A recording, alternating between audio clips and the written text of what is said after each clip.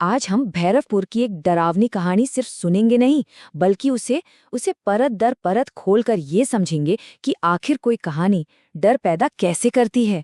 मतलब किरदारों से लेकर एक मामूली सी आहट तक। चलिए देखते हैं कि खौफ का ये पूरा जाल बुना कैसे जाता है। कहते हैं हर डरावनी कहानी की शुरुआत एक फुसफुसाहट से ही होती है ना। और भैरवपुर की कहानी वो भी ठीक किसी एक लाइन से शुरू होती है।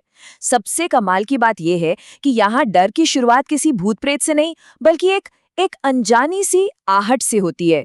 क्योंकि हमारा दिमाग जिस चीज को देख नहीं पाता ना, उससे ही तो सबसे ज्यादा डरता है। तो चलिए कहानी के पहले एक्ट में चलते हैं। भैरवपुर का अनसुना डर।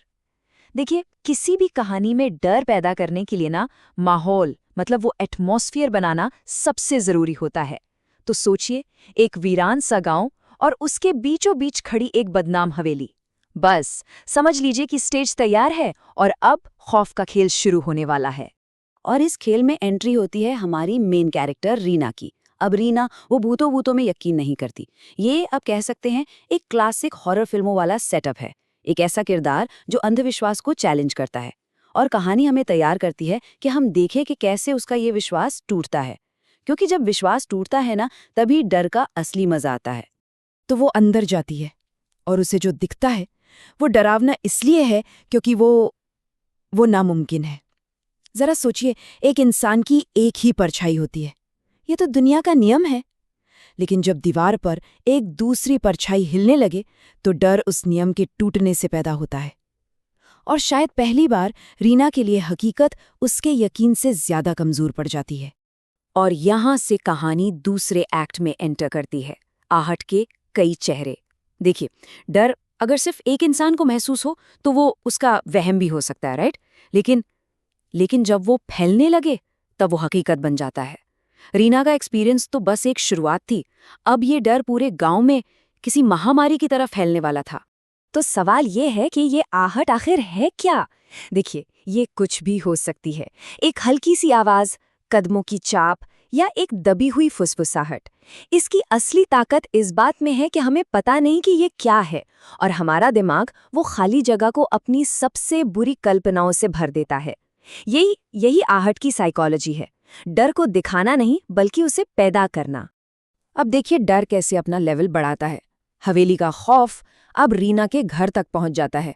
और ये हॉरर कहानियों का सबसे असरदार तरीका होता है आपके सेफ स्पेस, मतलब आपकी सबसे महफूज जगह को ही छीन लेना। क्योंकि जब इंसान अपने घर में ही महफूज महसूस ना करे तो फिर वो कहीं भी महफूज नहीं रह सकता।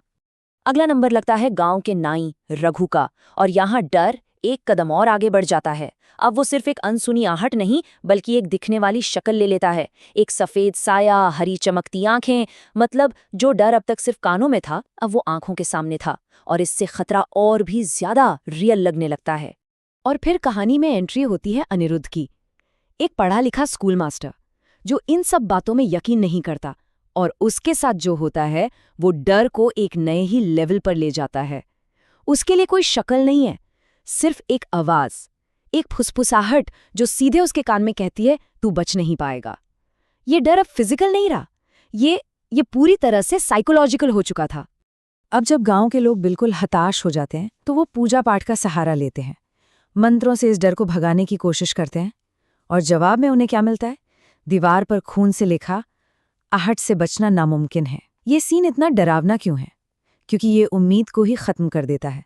ये साफ साफ कहता है कि तुम्हारा विश्वास, तुम्हारी प्रार्थना सब बेकार है। और जब उम्मीद खत्म हो जाती है तो जो लाचारी पैदा होती है वही सबसे बड़ा खौफ है। और यहीं से कहानी अपने तीसरे एक्ट में कदम रखती है, सच की तलाश। देखिए, जब डर अपनी सारी हदें पार कर जाता है तो इंसान के पास बस दो ही रास्ते बचते हैं। या तो वो घुटने टेक दे या फिर पलटकर सवाल करे। और भैरवपुर के कुछ लोग दूसरा रास्ता चुनते हैं। वो शिकार से जासूस बनने का फैसला करते हैं। और अब उन सब के दिमाग में बस एक ही सवाल घूम रहा था, ये आहट आखिर है क्या? और पता है, ये सवाल पूछना ही डर को कंट्रोल करने की पहली कोशिश होती है। क्योंकि अनजान चीज से डर लगता है, लेकिन जैसे ही हम उसे समझने की कोशिश करते हैं, हम असल में अपने खोए हुए कंट्रोल को वापस पाने की कोशिश कर रहे होते हैं। तो अब रीना अनिरुद्ध और डीसीपी अरविंद ये तीनों मिलकर एक प्लान बनाते हैं। हवेली में घुसना, तहखाने को खोजना और सच का सामना करना। और देखिए, एक प्लान बनाना, चाहे वो कितना भी खतरनाक क्यों ना हो, ये उस अनिश्चितता के डर से लड़ने का एक तरीका है। ये उन्हें उस खौफ के अंधेरे में एक टॉर्च की तरह रास्ता दिखाता है।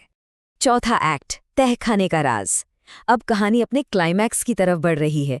टीम हवेली के उस तहखाने की ओर जाती है जिसके बारे में सबने सुना है पर कोई गया नहीं। और ये तहखाना, ये सिर्फ एक जगह नहीं है, ये दबे हुए राज और उस भयानक अतीत का सिंबल है। अब डर के दिल में उतरने का वक्त आ गया था। और उस सीलन भरे ठंडे तहखाने में वो आहट अपने पीक पर है, चारों तरफ से गूंज रही है, कान फाड़ देने वाली। और फिर उसके सोर्स का पता चलता है। एक सफेद धुंधला सा साया उभरता है। मतलब जिस अनजाने डर से पूरा गांव भाग रहा था, अब वो उनके ठीक सामने खड़ा था। और फिर वो साया बोलता है, मैं इस हवेली की मालकिन ललिता हूं। ये कहानी का सबसे बड़ा टर्निंग पॉइंट है। पहली बार उस बेनाम डर को एक नाम मिलता है, एक पहचान मिलती है, एक हिस्ट्री मिलती है। और किसी चीज को नाम दे देना, उसे समझने की तरफ पहला कदम होता है। 100 साल पहले मुझे यहीं जिंदा दफना दिया था और अचानक कहानी पूरी तरह बदल जाती है। ललिता की कहानी डर से ज्यादा दुख की है। यहाँ राइटर बहुत चालाकी से डर की फीलिंग को सहानुभूति में बदल देता है। जो अब तक एक शैतानी ताकत लग रही थी, वो तो असल में एक विक्टिम थी। मतलब इस सारे खौफ की जड़ में एक बहुत गहरा सदमा और अन्याय छुपा हुआ था। और यहीं सबसे बड़ा राज खुलता है। वो आहट कोई भूत प्रेत की आवाज थी ही नहीं, वो तो ललिता की अनसुनी चीखें थीं। उसके वो आखिरी कदम थे जिनकी गूंज आज तक कायम है। डर यहाँ एक ट्रॉमा का रूप ले लेता है, एक ऐसा सदमा जो 100 सालों से एक ही जगह पर अटका हुआ है। तो रहस्य तो सुलझ गया, पर क्या डर खत्म हुआ?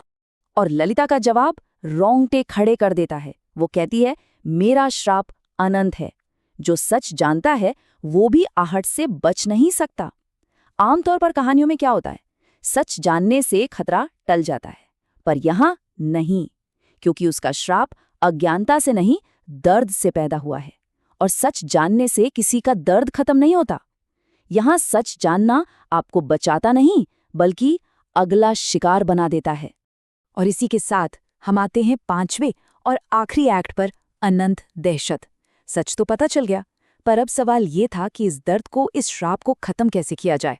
और तब गांव वाले एक आखिरी और उनकी नज़र में एक लॉजिकल कदम उठाते हैं, एक अतार्किक मतलब इरैशनल प्रॉब्लम को सुलझाने के लिए।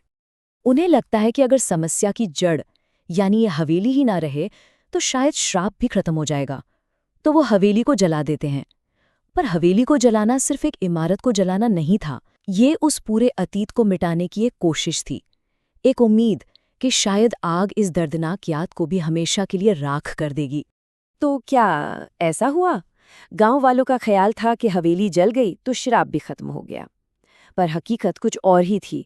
हकीकत ये थी कि डर कभी किसी इमारत में कैद नहीं रहता, वो तो लोगों के जहन में बस जाता है। और आहट, वो अब भी जिंदा थी। और यहाँ आता है कहानी का आखिरी और सबसे ठंडा मोड़। कुछ दिनों बाद रीना अपने कमरे में अकेली है और उसे फिर से वही कदमों की आहट सुनाई देती है, धीमी और बिल्कुल साफ।